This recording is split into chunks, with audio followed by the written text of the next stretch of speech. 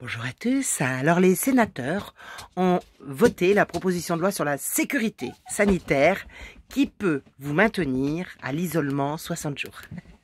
Non, c'est pas du chômage, c'est de l'isolement. L'isolement parce que tu es dangereusement, potentiellement capable de transmettre le virus. Si. Alors, bon, le 5 février, les sénateurs ont voté la proposition de loi. C'est reparti tout ça à l'Assemblée nationale pour être adopté, évidemment, hein, c'est toujours adopté avec eux, il n'y a pas de souci.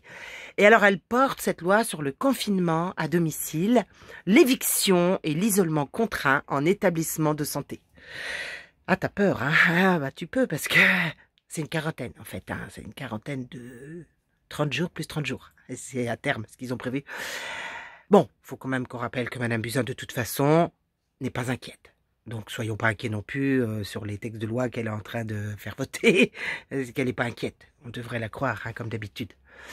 Alors, le Code de la santé publique aura un nouvel arsenal législatif qui s'appelle la mesure d'éviction ou de maintien à domicile des personnes contacts. Une nouveauté.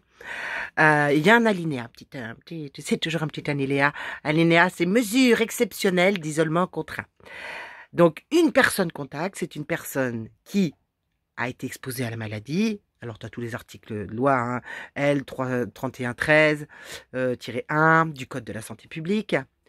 Donc, c'est un spectre large, très large. Si tu as été en contact avec une personne atteinte et qui revient de la zone concernée par un foyer épidémique, là, tu présentes un grave risque de développer ou de transmettre cette maladie. D'ailleurs, c'est pour ça, en France, on les a tous mis à Marseille ensemble. Mais alors, du coup, Madame Buzyn, elle s'est rendue là-bas avec son petit masque et sa petite combinaison blanche. Je ne sais pas si ça fait d'elle quelqu'un qui est une personne à risque, du coup. Je ne sais pas si elle va être en mesure d'éviction, elle aussi, peut-être. Oui, parce que, Madame Buzyn, vous y êtes allée quand même. Vous risquez de transmettre tout ça à Paris, hein. Avec votre combinaison. Eh oui, c'est jamais. Tous les ministres pourraient être infectés. Bon, ça n'arrivera jamais, rassurez-vous. De toute façon, Madame Buzyn, je vous le redis, elle a dit que... Et puis elle a dit aussi, hein, le masque ne sert à rien. Elle le portait, mais il sert à rien, elle a dit. Ça protège de rien. Ah, tu sais, ce qu'ils disent, ce qu'ils font, c'est autre chose. Hein. Je me demande s'il ne faudrait pas la mettre en quarantaine, quand même. Là, je me le demande, parce que elle est quand même allée là-bas. Hein. Elle a peut-être ramené quelque chose à Paris. Hein. Ah oui, ou le personnel de l'avion, ou tu sais, c'est quand même... Alors, le nouveau texte de l'État pourra désormais vous confiner chez vous, que tu sois malade ou pas, hein. C'est comme ça.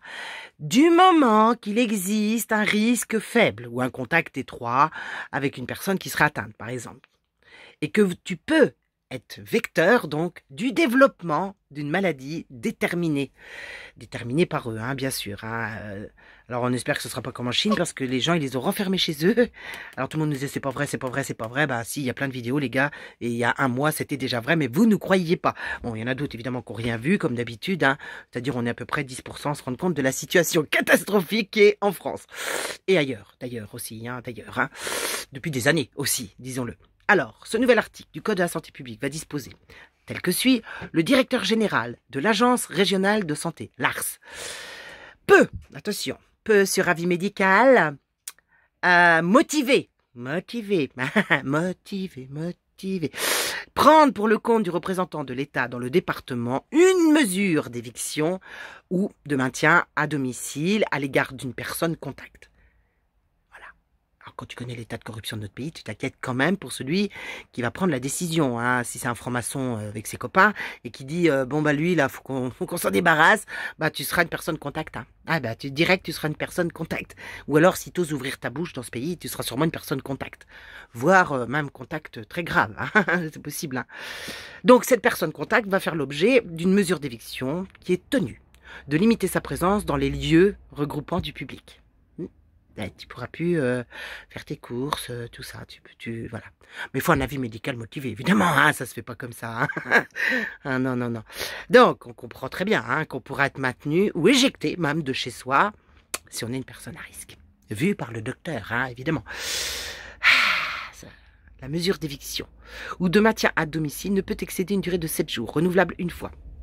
Donc, la mesure, si tu veux, durera à peu près 15 jours, hein, à peu près, pas plus, hein. C'est la même mesure qui a été proposée aux rapatriés de l'épidémie. Hein.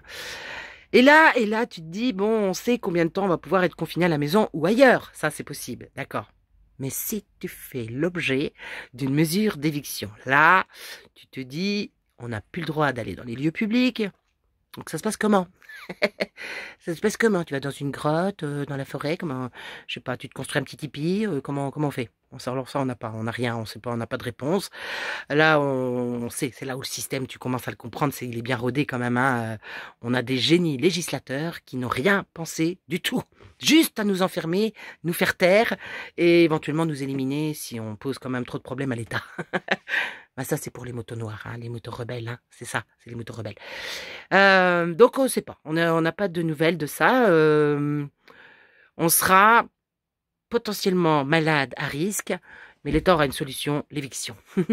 Donc l'éviction, cette éviction, je pense peut-être à terme, on aura un petit vaccin mondial hein, qui va soigner tout le monde. Il faut qu'on attende, ils sont en train de le mettre en route. Faut bien attendre 1 an et demi, qu'on ait beaucoup de morts quand même pour avoir quelque chose, hein, évidemment. Et là, si tu fais le récalcitrant pour le nouveau vaccin, là, je pense que tu vas avoir mal. Ah, je pense que tu auras très très mal parce que si une personne atteinte d'une des maladies mentionnées à l'article 31.13, par son refus du vaccin, de respecter les prescriptions médicales d'isolement prophylactique, un risque grave donc pour la santé des populations, alors à ce moment-là, il peut être décidé de sa mise à l'isolement contraint dans un établissement de santé qui dispose des capacités de prise en charge des patients hautement contagieux et figurant sur une liste arrêtée par le ministère chargé de la Santé. Donc, il peut être décidé de sa mise à l'isolement contraint dans un établissement de santé. Donc voilà, maintenant on peut être enfermé légalement par l'État français, loin de chez nous, hein, dans un établissement de santé, en fonction de ses capacités et de ses prises en charge, évidemment. Hein, il ne faudrait pas que ça soit saturé ou en grève, mais ils s'en foutent. Hein. Si tu veux, ils peuvent nous mettre aussi dans les prisons. Ils sont pas obligés de nous mettre dans un hôpital. Ils nous mettent dans une prison avec 2-3 petites fioles qui peuvent t'injecter, puis c'est bon, t'es à l'hôpital. Voilà, c'est comme ça que ça se passe d'habitude. C'est pas non plus... On va être tellement nombreux, de toute façon, ils n'auront pas le choix. Alors, bien sûr, c'est inutile de penser que les médecins ne tempéreront pas à tout ça. On a bien vu pour les 11 vaccins, ils ont tempéré. On voit bien que quand ils touchent 5 € pour faire un vaccin à des enfants, ça les gêne pas du tout. Du tout, ils ont aucun... Ça les gêne pas, les gars, c'est normal, c'est pour notre santé. Hein. Non, pas pour Monsanto, notre santé à nous. Donc, en fait, tout ça, c'est bien ficelé. Ils sont bien assurés de l'obéissance de chacun, hein, du formatage qui les rend tous très obéissants. Des bénis, oui, tu vois comment ça fait, comme dans la voiture, le chien qui bouge comme ça, sa tête. C'est ça les médecins en France. Alors, du coup, inutile de penser que les médecins ne tempéreront pas. Voilà, ça c'est mort. Bon, ils n'ont pas plus d'infos que toi et moi, évidemment. Hein. On va leur dire, voilà, ils auront un protocole. Est-ce qu'ils ont de la fièvre? Oui. 37,5, fièvre. Est-ce que ils toussent? Oui. Hop, allez, ça y est, de suite, il va falloir les mettre en... Voilà. Est-ce qu'en plus, ils font des vidéos? Est-ce qu'en plus, ils se plaignent? Est-ce qu'en plus, ils critiquent l'État? Alors là, c'est encore pire. C'est encore pire. Ça sera encore pire pour eux.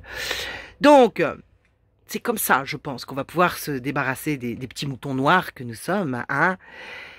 Et alors, du coup, si on ne respecte pas ces propositions d'isolement, c'est direct à l'hôpital, évidemment. Hein, un hôpital construit par eux, peut-être en 10 jours, comme en Chine, avec des barreaux, hein, quand même, c'est mieux avec des barreaux, parce qu'il y a des gens, j'ai vu sur des trucs, ils ont dit, il faudrait pas que les gens ils puissent sortir de leur chambre, ils sont mourants, les gars, ils ont 41 de fièvre, ils peuvent à peine respirer, mais il faudrait pas qu'ils puissent sortir de leur chambre. Ah, je te jure, l'intelligence des moutons blancs, c'est quelque chose. Hein. Alors, la période d'isolement contraint ne peut excéder un délai d'1 mois renouvelable une fois. C'est-à-dire tu peux te barrer 2 mois de chez toi. Ah, t'es pas sûr du tout de rentrer. Hein. Et donc là, t'es rassuré. Franchement, t'es rassuré. Tu dis que les mesures que l'État français a le droit de prendre, hein, désormais, avec leurs votes successifs, hein, qui ont été adoptés en quelques jours, hein, par le Sénat, qui est en attente d'adoption par l'Assemblée nationale. Tu sais, l'Assemblée nationale, c'est l'endroit, en fait, où LREM vote ce que le gouvernement lui demande de voter. Ah bah, c'est la démocratie. Hein. Démocratie pure. Alors, bon, bah, on n'a plus qu'à espérer que le virus soit pas vraiment, vraiment contagieux, tu vois, mais ça, je pense qu'on va tous y passer, ou presque, hein. Parce que sinon, on sera mort chez nous dans un délai minimum de 14 jours, hein. À peu près, à peu près. Mais bon, on nous dit que le virus mute, hein, maintenant, il est capable de tenir 20 jours sans se déclarer. C'est-à-dire, il se cache pendant 20 jours, je suis pas là. Putain, apparaît, on a des morts partout. Non, c'est un virus incroyable, c'est un virus comique, en fait. C'est un virus qui s'amuse, en fait. Il s'amuse avec nous, comme nos gouvernements. Il s'amuse avec nous, voilà. Donc j'espère que Madame Buzyn n'a pas été infectée à Marseille, qu'elle n'a pas ramené quoi que ce soit, parce qu'elle aurait dû avoir des mesures d'isolement vu les lois qui pondent aujourd'hui, hein. Madame Buzyn, Agnès. Oh, Agnès. Attends, la loi, elle te dit que toi aussi, normalement, tu devrais être mis en quarantaine quelque temps, hein. Quelque temps, bah, je pense, Agnès, hein. Ah si, et puis étant donné quand même Agnès, comme vous avez toujours peur pour notre santé, non, je pense que vous serez raisonnable sur ça. Vous pouvez partir 15 jours en quarantaine pour éviter, j'espère que vous n'aurez pas infecté vos ministres collègues, hein. Ah, j'espère toute l'Assemblée nationale. Manquerait plus que ça, on aurait beaucoup de peine, beaucoup. Je vous le dis sincèrement, on aurait énormément de peine si on devait perdre notre cher président. Vraiment, beaucoup de peine. On s'en remettrait pas d'ailleurs, je pense. Ça serait douloureux pour nous, hein. Ah oui, des funérailles nationales, ça serait vraiment douloureux pour nous. Bon, alors, du coup, on peut espérer que le virus, voilà, ne soit pas trop contagieux. Parce que sinon, on est mal, on est très mal. On peut nous traîner de force à l'hôpital si on est malade. On peut ne plus avoir de nouvelles de nous nulle part, hein, c'est plus de lien possible. Ah bah oui, parce que sinon on devient automatiquement une personne contact, hein, donc on n'est plus en contact avec quiconque dans la famille ou les amis. Donc voilà, nous sommes au summum de l'élimination contrainte et forcée. Et si vous avez rien, mais que vous n'avez plus le droit d'être chez vous, parce que vous êtes une personne contact qui fait l'objet d'une mesure d'éviction, il nous restera que la montagne ou la forêt ou un sous-marin. Peut-être un sous-marin, on peut... Mais on n'a pas tout ça. Évidemment, on n'a pas tout ça, donc ça va être compliqué. Voilà, une fois de plus, vous êtes prévenus, archi prévenus. Tout ceci, ça y est, se met en place. On en parlait depuis des années, des gens ont alerté depuis des années, ont été traités de complotistes, de fous, d'idiots et de malades mentaux. Eh bien, je crois que beaucoup vont devenir fous quand ça va leur arriver en France. Je voulais vous dire que peut-être j'allais désactiver tous les commentaires et tous les chats et tout ça parce que j'ai plein de nouvelles personnes qui arrivent sur la page, parce que ça devient un petit peu pénible de répondre aux questions. Enfin, je sais pas. Je réfléchis à tout ça. Je crois que tout a été dit. Je crois qu'on peut continuer à faire des vidéos, mais que ça ne servira vraiment plus à grand chose. Je vois pas ce qu'on pourrait vous apprendre de plus, tous autant qu'on a fait pour vous dire les choses et que vous n'avez pas voulu croire à un moment donné. Donc, courage à tous, préparez-vous vraiment à quitter les villes, mais bon, ça sert pas à grand chose. Préparez votre âme surtout à disparaître de ce monde, ou alors préparez-la véritablement à changer ce monde, mais c'est maintenant. À très bientôt.